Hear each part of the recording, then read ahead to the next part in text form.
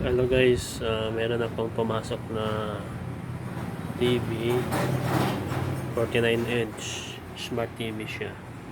Ang problema nito ay walang picture, may backlight at walang display, pero may sound.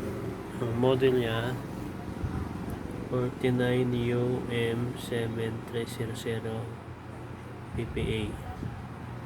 Ito, na tanggal ko na ang kaha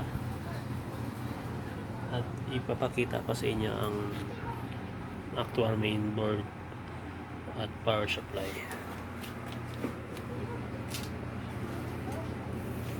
Ito ang motherboard, ito ang ribbon wire nya, left and right.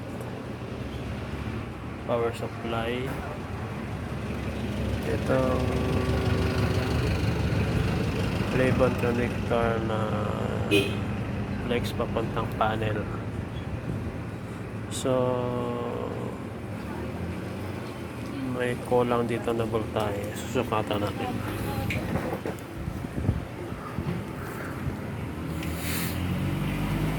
Magsukat tayo sa VGH.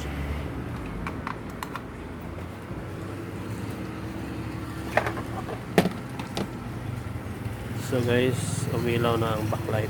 Yan. Magsukat tayo sa VGH. Wala siya, 0 voltage, kaya missing agad yung VGH, kaya walang display. Ang gagawin natin ay maghang tayo ng ribbon wire para malaman natin kung saan ang problema niya.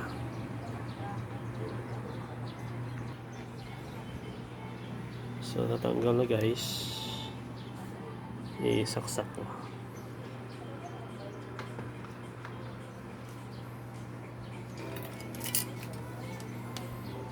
So guys, sukatan na natin yung VGH. So wala pa rin, 0 pa rin. Sunod na gagawin, tanggalin na natin tong right side. Saksak ulit natin.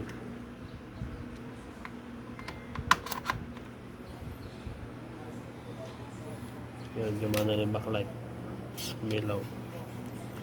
So natanggal na lahat, sukatan na natin yung VGH. Meron siya 86 volts. So ibig sabihin, ang problema niya sa right na linya ng panel, may shorted. Ang gagawin natin guys, ibabalik ko itong left.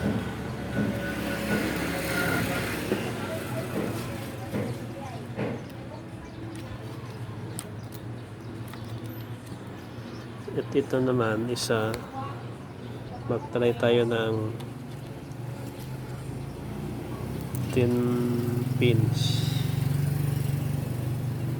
I-tape method natin.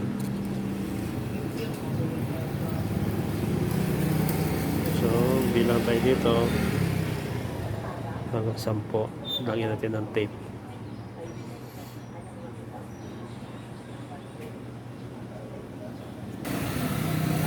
So ito na guys, nalagyan ko na ng tape.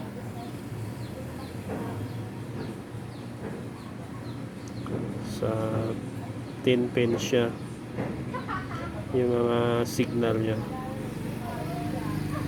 So try natin subukan guys.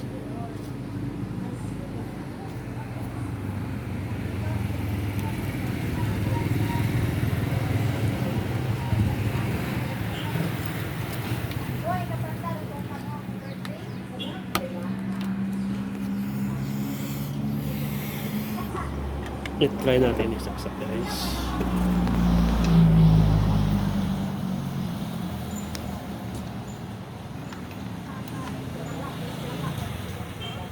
Yan, nagbe-blink siya, nag-on yan. Gumana na ang backlight. Kaya sukatan natin yung BGH.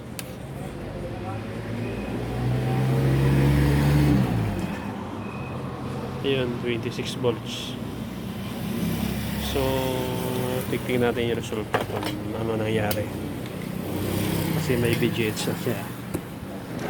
Silipin natin yung screen. Ayun, oh. Oh. Lumana.